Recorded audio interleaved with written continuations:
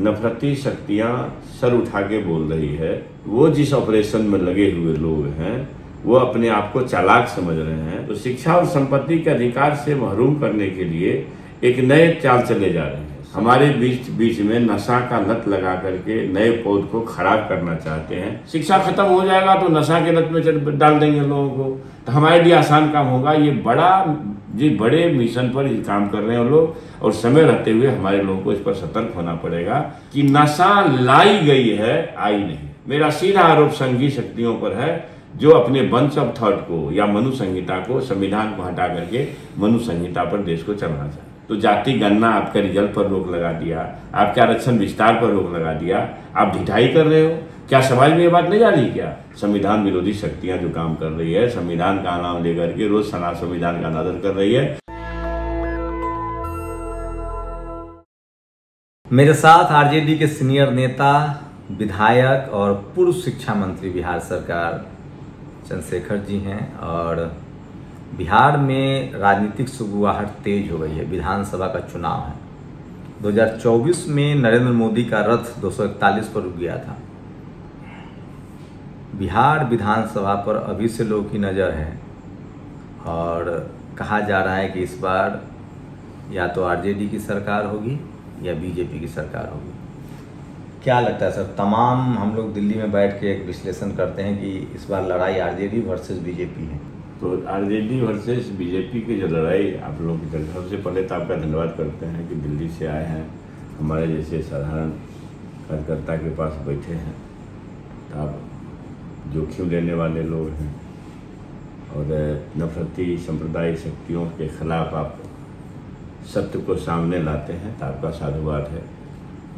आपने जो बात कही है कि बीजेपी के खिलाफ संघर्ष है, तो ये सच्चाई है कि क्योंकि नीतीश जी बीजेपी के टूल्स बन के हैं, ये लड़ाई तो उनके खिलाफ ही होनी है।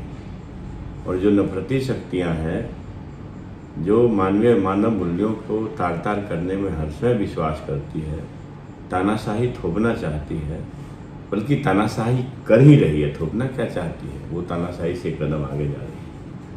तो ऐसे लोगों के प्रति कम से कम बिहार में एक जनमानस जरूर बन रहा है कि साहब, ऐसे भी आपको पता है कि बिहार के आम मानस में एक साधारण जागृति से थोड़ी सी ज़्यादा जागृति है, और ये सोशली पोलिटिकली लोग, हाँ जी, और आज से नहीं है। डॉक्टर भैया जी को सबसे ज़्यादा समर्थन यही मिला, यूपी से भी ज़्यादा समर्थन बिहार में ही मिला।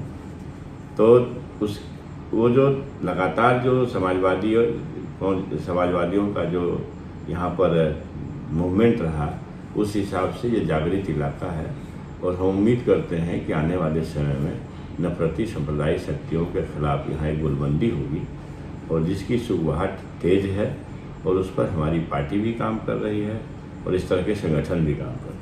लेकिन बीजेपी अभी हरियाणा चुनाव, देखिए आजकल देश में कहीं भी चुनाव प्रभाव तो सब जगह पड़ता है। हरियाणा में जिस तरह से बीजेपी ने ओबीसी एससी का वोट लिया, कहा जा रहा है कि बिहार में उस प्रयोग को दोहराया जाएगा, और खासकर शेड्यूल कास्ट वोट, चूँकि आजकल रिप्रेजेंटेशन का मामला है। बीजेपी राष्ट्रपति दलित समाज से, फिर राष्ट्रपति ट्राइबल समाज से, वो चुनाव के हिसाब से उनके पास वो अधिकार भी करते हैं। उनको उड़ीसा जीतना था तो ट्राइबल राष्ट्रपति, यूपी जीतना है तो दलित राष्ट्रपति।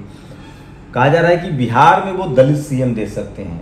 अभी एक भी दलित समाज से कोई मुख्यमंत्री नहीं है कहीं भी। बिहार में वो दलित सीएम प्रोजेक्ट कर सकते हैं, पिछड़ा उनका डिप्टी सीएम है। ये एक बड़ी थ्योरी जो है वो, मैं तो इस तरह की चर्चा हो रही है जो उनके थिंक टैंक है। नहीं, वो ठीक है। प्रधानमंत्री जी भी तो पिछड़ा है जी।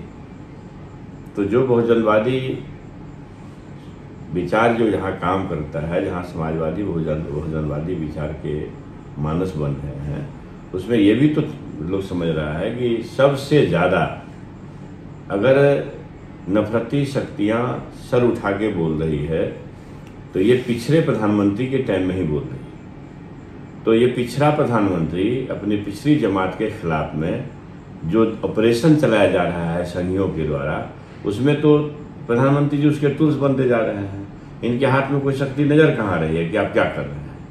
तो मैं उम्मीद करता हूँ कि एक प्रधानमंत्री जो पिछड़ी जमात का है, जो अपने आप को खुद कहते थे कि मैं नीचे जाति में पैदा हुआ हूँ, नीच नहीं हूँ। ठीक है, जातीय धरा में भले बनावटी सही, लेकिन अपने आप को पिछड़े समाज में डिक्लेयर कराए और अपने मंत्रित्व काल में डिक्लेयर कराए जब मुख्यमंत्री रहे तब। बावजूद भी है तो ओबीसी समाज के लोग हैं, और ओबीसी समाज में रहते हुए जितनी ज़्यादा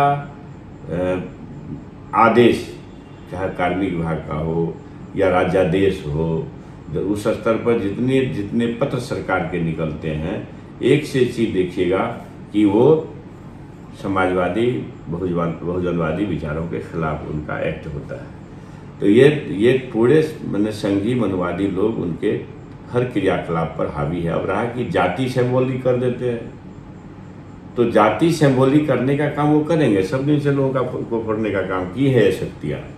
तो हमारे लोग, मैं उम्मीद करता हूँ बिहार के लोग इस जातीय खेल को समझेंगे, और जो वाजिब निर्णय होता है, जो अम्बेडकरवादी विचार है जिसको स्थापित करना है, ये लड़ाई हमारी अधूरी है।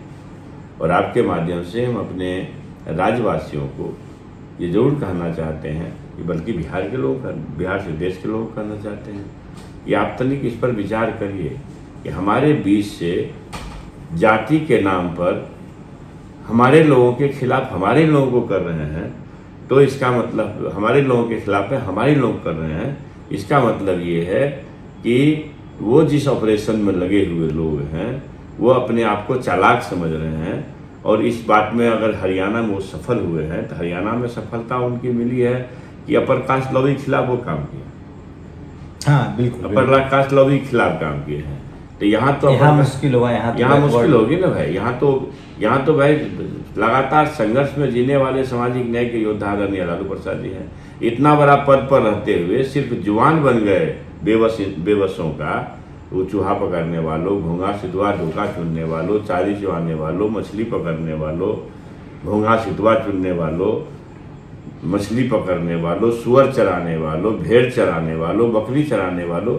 अब ये तो हमको लगता है कि आज तक में कम से कम हर जागरूक इंसान बिहार के गांव में ये समझता है कि लालू यादव को सेंटेंस इसलिए किया गया है कि लालू यादव बेबसों गरीबों के जवान बन गए। और अगर ये बन गए और 3 प्रधानमंत्री बना करके एक किंग मेकर की भूमिका मानने लगे, तो लालू यादव को दुरुस्त करने के लिए ये वातावरण बनाया गया और इस ढंग से उनको सप्रेस किया जा रहा है।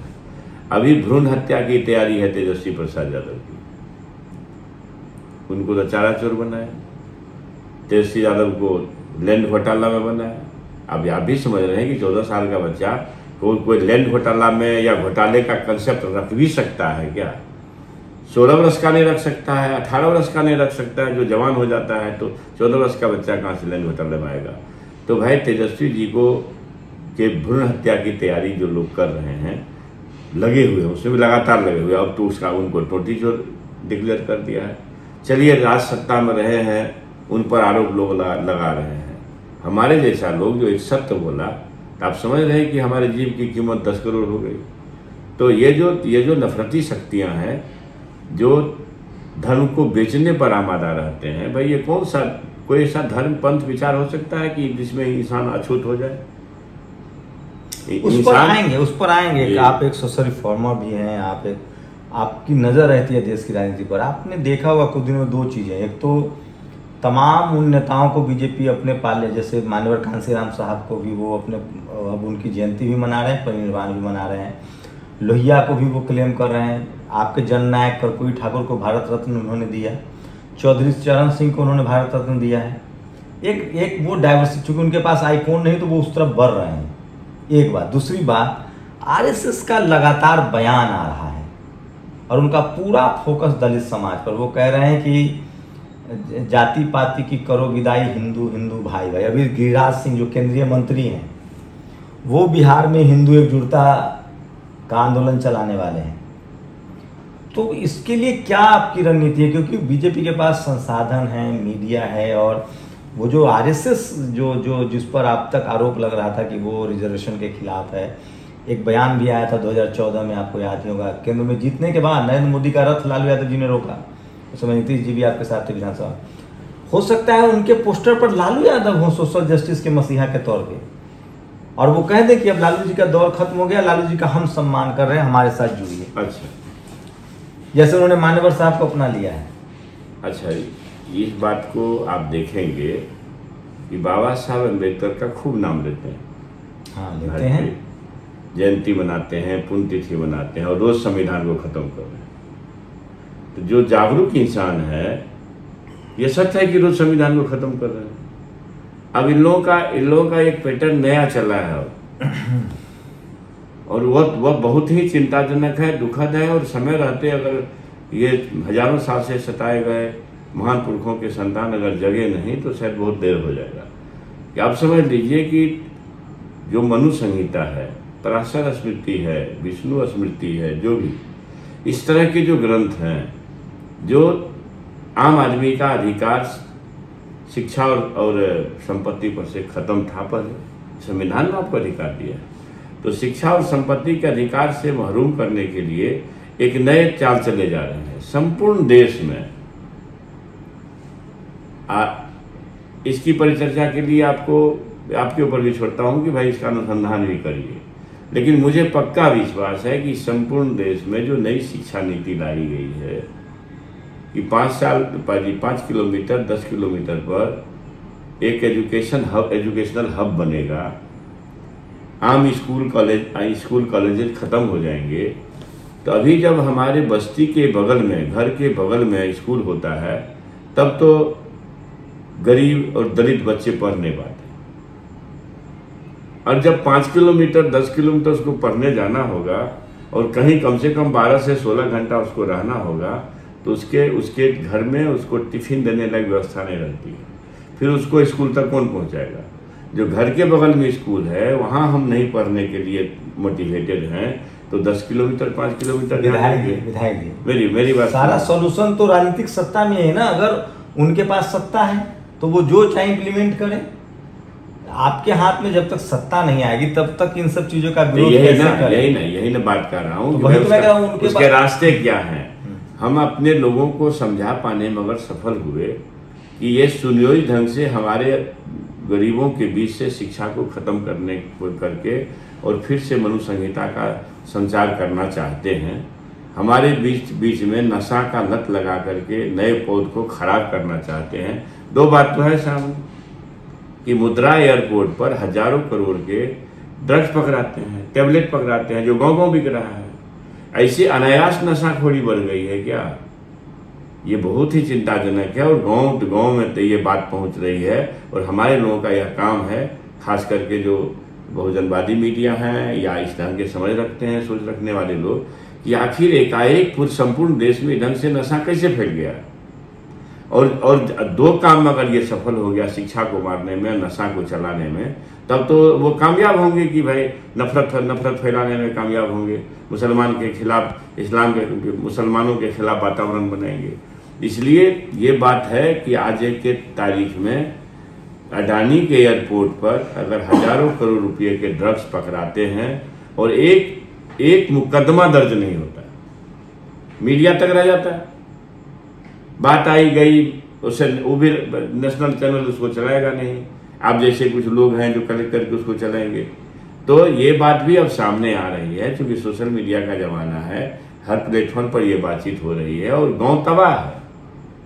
ये मतलब ये ड्रग्स जो है, हेरोइन, हशीश, जो शहरों का नशा था, ये गांव तक पहुंच रहा है। नहीं, शहरों का देखिए, तो मैं शहरों का नशा था वो तो शौकिया था, ये गांव में लाए जा रहे हैं और ऐसे शक्तियों के द्वारा लाए जा रहे हैं जिनका सियासत सत्ता पर देश का कब्जा है, जो संघी शक्ति के हाथ में खेल रहे हैं। इन लोगों का एक कंस्पिरेसी है कि आम आदमी के बीच से शिक्षा को खत्म करना है तो नशा में डालना है, संपत्ति को खत्म करना है तो नशा में डालना है, और एक अतिवादी उन्मादी समाज बनाना है और उसका अपना मिशन पूरा करना है। तो भाई जब लोग पढ़ेगा तब न समझेगा कि मुसलमानों को भगाने से क्या क्या घाटा हो सकता है, क्या क्या फायदा हो सकता है। जो 20 करोड़ की जनसंख्या वो भाग जाएगी क्या? वो भी समझता है, जो भगाने में लगा हुआ है, वातावरण बना रहा है, और वो हमारे लोगों को बेवकूफ बना रहा है। लेकिन सर जो बड़ी जमात है भाईजान, जिसको शिक्षा की जरूरत आज भी सबसे ज़्यादा है, जिसमें दलित ज़्यादा हैं, ईबीसी ओबीसी हैं।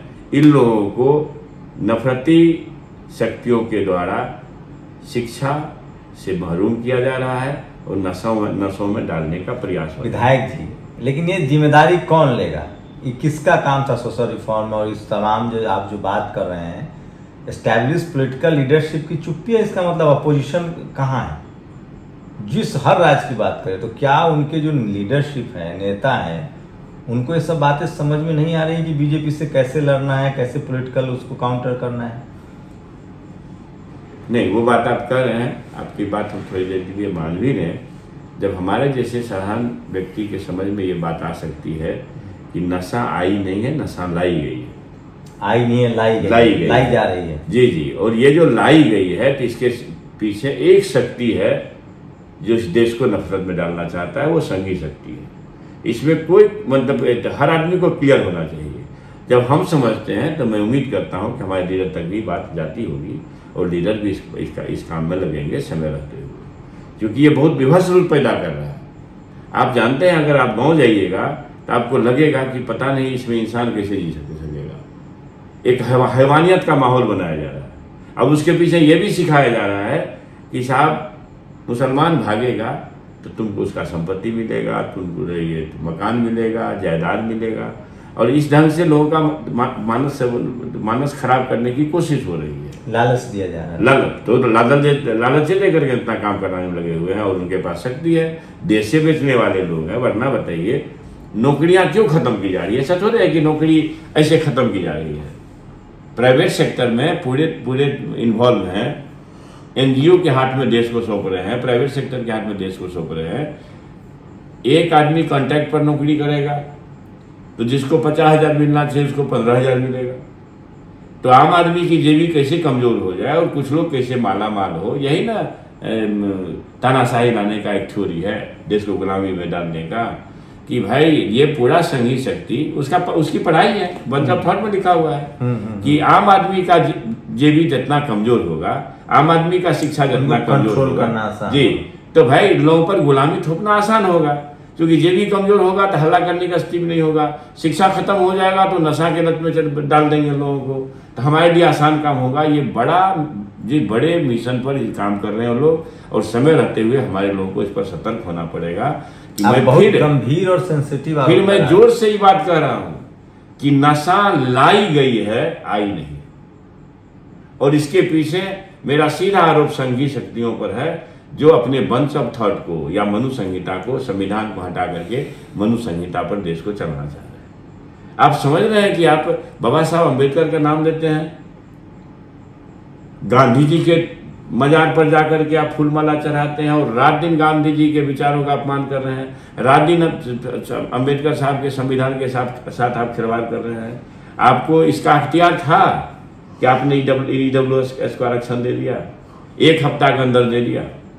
और अब जब बिहार सरकार ने महागठबंधन के टाइम में आदरणीय लालू जी के दबाव में नीतीश जी अगर आरक्षण विस्तार किए तो उसको सुनिश्चित ढंग से रोक दिया गया। अब बताइए, अगर 100 बच्चे दलित अति पिछड़ा के नौकरी के रेस में जाते तो 16 सीट ज्यादा मिलता उसको नौकरी में, वो 16 सीट को खत्म करने में कामयाब हुआ, वो बहाना हो गया न्यायालय का। न्यायालय में आप पैरवी कमजोर करोगे। और नीतीश बाबू अगर मान लीजिए मोदी जी साथ में हैं तो जाति गणना आपके रिजल्ट पर रोक लगा दिया, आपके आरक्षण विस्तार पर रोक लगा दिया। आप ढिठाई कर रहे हो। क्या समाज में ये बात नहीं जा रही? क्या जाएगी? और ये जो लोग हमारे लोग को फोड़ने का जो कुचक्र रच रहा है, जो आप कह रहे हैं, इसके पीछे वो लोग काम कर रहे हैं। उसके कैसे जाएगी समाज में? आप लोग सड़कों पर जा नहीं रहे हैं, लोग को आपके पास टीवी नहीं है, अखबार नहीं है, आपकी रैली नहीं है नेताओं से। अच्छा, तो एक बात बताइए शंभू भाई, ये जितने भी दलित सम्मान के साथ खिलवाड़ी लोग कर रहे हैं और जितने भी बहुजनवादी, दलित सम्मान नहीं मतलब ये बहुजनवादी विचारों के खिलाफ या संविधान विरोधी शक्तियां जो काम कर रही है, मूल बात संविधान विरोधी शक्तियां जो काम कर रही है, संविधान का नाम लेकर के रोज संविधान का अनादर कर रही है और संविधान में एक से एक परिवर्तन भी कर रही है। तो ये जो शक्तियां हैं, इस तरह की शक्तियां हजारों साल से पूरे सिस्टम पर कब्जा रखा है। अखबार हमारा था कब, रेडियो हमारा था कब, इसलिए बीच से रास्ते निकलेंगे और निश्चित रूप से सत्यवाद समाज में जाएगा। विलम्ब हो सकता है, देरी हो सकती है, लेकिन हमको लगता है कि अब इतना ज़्यादा सोशल मीडिया एक्टिव है और आपके लोग जो भोजनवादी यूट्यूबर्स हैं उसका असर कम नहीं है, उसका भी असर है। लोग देखते हैं, आप लोगों को तो लाखों लाख लोग देखते हैं। लालू यादव अगर उनके पोस्टर पर चले गए तब आप लोग क्या कीजिएगा? किनके पोस्टर पर? आप बीजेपी के पोस्टर पर, आरएसएस के पोस्टर पर? तो जब गांधी जी को अपने पोस्टर में ला रहे हैं, गांधी जी के साथ विचारों के साथ खिलवाड़ कर रहे हैं, अम्बेडकर साहब को पोस्टर पर ला रहे हैं, उनके विचारों के साथ खिलवाड़ कर रहे हैं, तो अगर मान लीजिए हमारे नेता के पोस्टर का यूज करेंगे, नेता का यूज नहीं कर पाएंगे, नहीं कर पाएंगे। क्योंकि एक व्यक्ति जो अपने विचार और असूल के लिए जेल के शिक्षों में बंद रहना पसंद करता है और सड़क पर संघर्ष के लिए उतारू होता है, उस व्यक्ति को नहीं दबन कर पाएगा। हर लोग ऐसे नहीं होते। आपको अंदाजा है बीजेपी के लिए आरजेडी एक अभेद किला है, उसी को तोड़ना है उसे? नहीं सफल हो पाएंगे। ये कमिटेड लीडरशिप है और उसके कार्यकर्ता बहुत ही कमिटेड हैं। ठीक है, हम कई कारण से जो हमारी भूमिका है जितनी मजबूत होनी चाहिए थी उतनी मजबूत नहीं हो पाई है, लेकिन हमारी लीडरशिप चिंतित है। और आप देखे होंगे हाल के दिनों में कि हमारे लीडरशिप के जो बयानात आ रहे हैं वो सारे के सारे बयानात ऐसे ज़रूर आ रहे हैं कि वो अपना रिकवर करना चाहते हैं और इसके लिए आमादा हैं, कमिटेड हैं कि हमको संविधान बचाने की शक्ति जितने हमको लगाना चाहिए और संविधान विरोधी लोगों के खिलाफ जितना वातावरण बनाना चाहिए उसमें हम कोई कमी करने वाले नहीं हैं। ये लगातार तो इधर बयान आ रहा है, खास करके पार्लियामेंट चुनाव के बाद हमारे नेताओं का बयान तो कुछ ऐसा जरूर आ रहा है। आप भी महसूस कर रहे होंगे कि लोग का माइंड क्लियर हो गया है कि नहीं साहब, किसी भ्रम में नहीं रहना चाहिए। भ्रम में है भी नहीं, लेकिन खुल करके बातें आ रही है सामने में। पॉलिटिकल अलायंस की तरफ बढ़ेंगे आप लोग? क्योंकि बीजेपी जिसके पास धन, बल, मीडिया, 365 दिन वो राजनीति करते हैं, सबसे बड़ा कैडर बेस्ड पार्टी अब हो गई हिंदू के नाम पर। क्या क्या पॉलिटिकल अलायंस की तरफ बढ़ेंगे? नहीं, पॉलिटिकल अलायंस तो हमारा है ही ना महागठबंधन का। महागठबंधन का नए पार्टनर नहीं जुड़ रहे हैं ना। अब नए पार्टनर के बारे में मैं इतना कह सकता हूं कि किसी की दरकार नहीं है। जो डिस्प्यूटेड कैरेक्टर है वो हमारा अनिष्ट कर चुका है, इसलिए ऐसे ही विवादित चरित्र को ला करके हम लोग और पीछे चले जाएं। पीछे गए हम लोग विवादित चरित्र के सामने पीछे चल करके। तो ऐसे विवादित चरित्र को मैं व्यक्तिगत तौर पर ये कहता हूँ, ऐसे तो ये विचार लीडरशिप का है, लेकिन मैं समझता हूँ कि ऐसे विवादित चरित्र जो हमारे सामाजिक न्याय और समाजवाद की धारा को कमजोर किया है, उसमें जाहिर सी बात है नीतीश बाबू सबसे आगे हैं। अगर यही सब लोग उस शक्ति को आगे किए हैं जो आज हमारे संविधान को। एक आखिरी सवाल, आप बहुत इंटेलेक्चुअल भी हैं, सोशली आप सोशल कॉन्फ़िगरेशन भी जानते हैं। नरेंद्र मोदी के से थोड़ा ही आप जूनियर होंगे, वो 72-73 के हैं, आप 65 कह रहे हैं। उन्होंने भी सड़क की खाक छानी है, आप भी भारत के सोशल जस्टिस और तमाम SC ST OBC Muslims combination alliance है, जनरल कैटेगरी के लोग बीजेपी के साथ मजबूती से हैं, मुस्लिम समाज आपके साथ खड़ा है, OBC समाज खड़ा है। अगर दलित वोट जाता है, क्योंकि ये चिराग बिहार की बात करें तो चिराग पासवान उस तरफ हैं, अब बड़ा एक वोट बैंक बचता है। मांझी जी भी उनके पाले में हैं, क्योंकि वो दलित लीडरशिप को बहुत तवज्जो भी दे रहे हैं। एक अब बचता है रविदास, बड़ा चंक जो है दलित समाज में रविदास समाज का बचता है। अगर उसको बीजेपी क्योंकि तोड़ ले गई तो सीधे 10 से 12% मार्जिनल एरर पैदा होगा आपके पॉलिटिकल ग्राफ में, क्योंकि अभी 7-8% आपका वोट बढ़ा है लोकसभा में, लेकिन वो सीटों में तब्दील नहीं हो पाया। तो जो अति पिछड़ा समाज है जिसमें अब मुकेश सहनी आपके साथ हैं, वो एड ऑन हो रहा है, क्योंकि अब समय बहुत बदल गया है, लोगों को अपनी अपनी कम्युनिटी का लीडरशिप चाहिए। अगर दलित वोट निकल जाता है रविदास समाज का बड़ा चंक है, वो डैमेज कंट्रोल, क्योंकि उसी पर टारगेट किया जा रहा है। नहीं, ठीक है, जो दुश्मनों को प्रयास करना चाहिए वो जाहिर सी बात है करेंगे, हमारे लोगों को हमारे से अलग करने की कोशिश करेंगे। लेकिन मुझे पक्का भरोसा है कि खास करके जिस समाज की बात आप कहे हैं, रैदास परिवार और पढ़े लिखे जागरूक दलित परिवार एज ए होल जी, मैं अब बेचारा जो नहीं पढ़ता है, गांव में रहते हैं, उनकी बात तो अभी निकालना उचित नहीं है। मैंने वो बहुत पहले सब विचार व्यक्त करना उस पर उचित नहीं है। लेकिन जो पढ़े लिखे लोग हैं दलित समाज में, चाहे किसी जाति के लोग, मैं तो कहूँगा कि जो चिराग भाई के समाज के लोग हैं वो भी आगे आने वाले समय में चिराग के साथ खड़े होंगे। जो मिशन मूवमेंट के लोग हैं। जी जी बिल्कुल जी। और नहीं, ये लोग महसूस कर रहे हैं ना, हमारा जो 7% वोट बढ़ा है, आप समझ रहे हैं, ये सीधा सीधी इसको जोड़िए कि 7% वोट में निश्चित रूप से 5% वोट ऐसा है जो जागरूक बहुजनवादी डिप्रेस क्लास का वोट है, और उसमें इजाफा ही होगा, कमी क्यों हो जाएगी।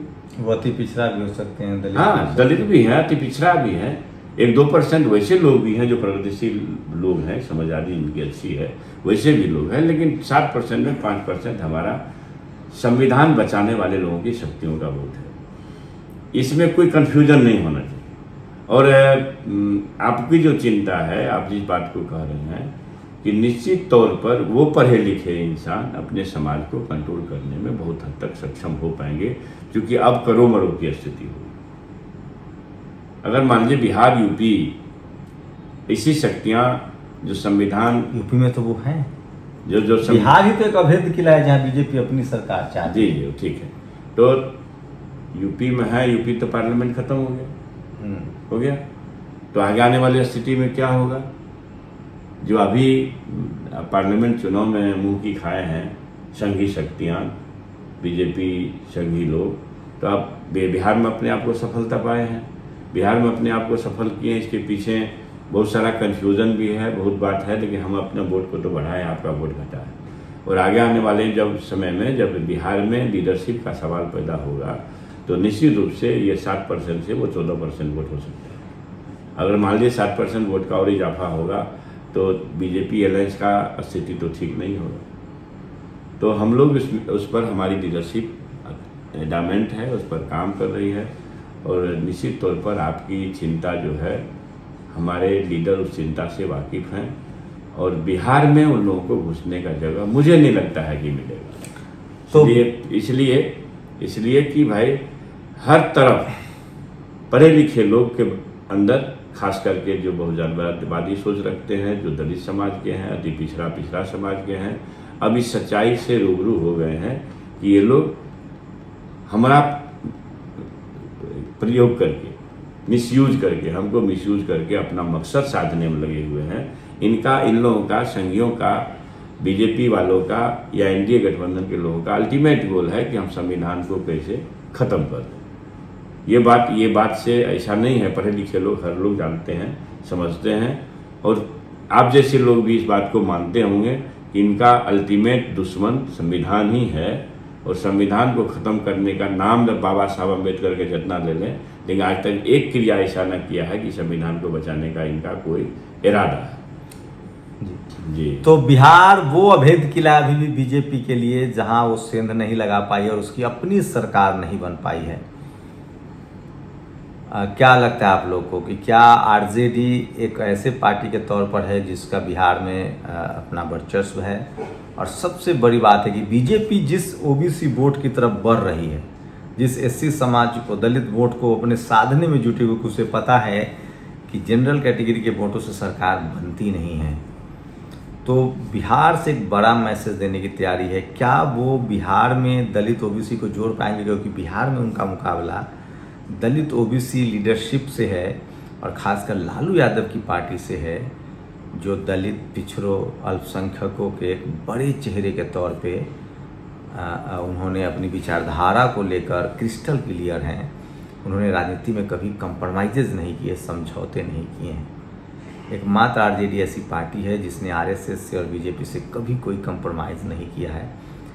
इनका उसको लाभ मिल रहा है, लेकिन बीजेपी को लगता है, आरएसएस को लगता है कि बगैर बिहार जीते सब व्यर्थ है। आपको क्या लगता है? 2025 लास्ट में, अक्टूबर नवंबर में बिहार में चुनाव है। जब नरेंद्र मोदी 2014 में मोदी लहर पर सवार थे तो भी बिहार में हारी थी पार्टी उनकी। जब नरेंद्र मोदी 2019 में दोबारा सत्ता में आए थे 300 प्लस करके, तो भी 2020 में बिहार में हारी थी। क्या इस बार क्या होगा? इस बार नरेंद्र मोदी केंद्र में कमज़ोर हुए हैं, क्या वो बिहार में बढ़त ले पाएंगे या फिर से सोशल जस्टिस की इस धरती पर, कर्पूरी ठाकुर की धरती पर, जिसको उन्होंने भारत रत्न दिया है, एक बड़ी स्ट्रेटजी उनकी नाकाम रहेगी या वो कामयाब होंगे? ये वो सवाल हैं जो भविष्य के गर्भ में हैं। लेकिन एक बात तो तय है कि बिहार की राजनीति से 2029 की राजनीति भी तय होगी। आप लोग अपनी राय जरूर दीजिए। शुक्रिया सर हमें समय देने। आपका बहुत बहुत साधुवाद, धन्यवाद। आप लोग, आपकी राय बहुत ज़रूरी है। सोशल मीडिया आपको मौका देता है कि आप सिर्फ दर्शक नहीं हैं, आपका कमेंट हमारे लिए बहुत ज़रूरी है। शंभू कुमार सिंह, नेशनल दस्तक, पटना। नेशनल दस्तक की आपसे गुजारिश है कि अगर इसको बचाना चाहते हैं तो नेशनल दस्तक को सब्सक्राइब करने के लिए रेड कलर के सब्सक्राइब बटन को दबाएं, फिर बेल आइकन की घंटी दबाएं। नेशनल दस्तक को बचाने के लिए बहुत ज़रूरी है कि हर खबर को शेयर करें, लाइक करें, कमेंट जरूर करें।